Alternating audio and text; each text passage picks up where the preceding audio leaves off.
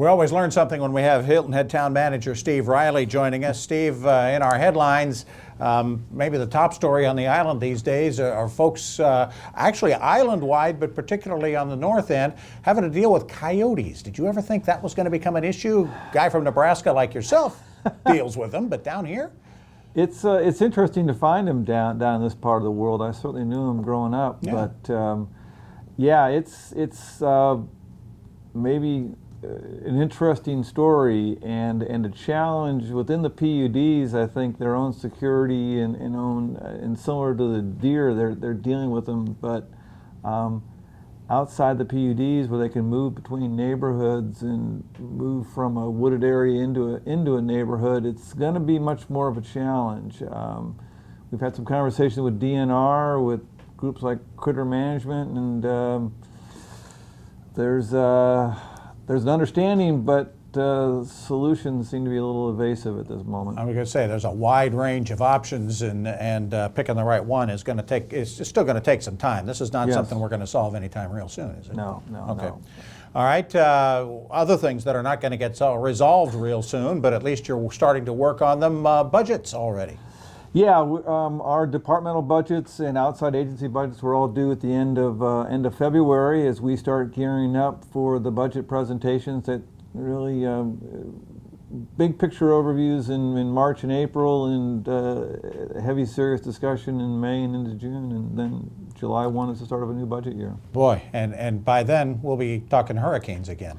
Yes. Severe weather. How are we doing? Are we in pretty good shape, or are you budgeting extra, or are we in good shape? Where are we? We're in good shape. We're in good Okay. shape. The economy recovered quickly. The reserves are building back up. We're all putting some money in through our taxes to repay a borrowing, so we could have instant replenishment of our reserves.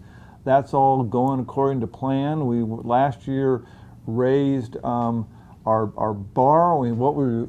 There's an amount the state lets us borrow without going to without going to the voters, and we have reserved more of that for our ability to borrow in an emergency like a storm. And so that was one step we took this year. We're going to talk last year. We're going to talk this year about raising our reserve target goals and to kind of slowly build up a greater capacity to deal with what we hope never comes again. But yeah.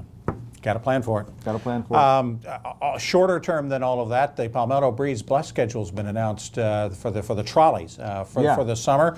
A little bit different there. Going to start a little later in the day, 1 o'clock in the afternoon, and go later into the evening. That's what the last year's traffic showed you.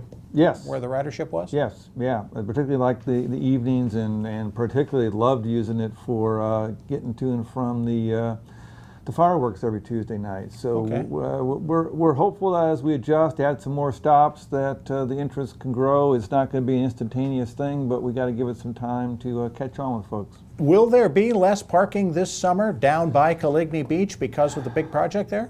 I don't. Or not much.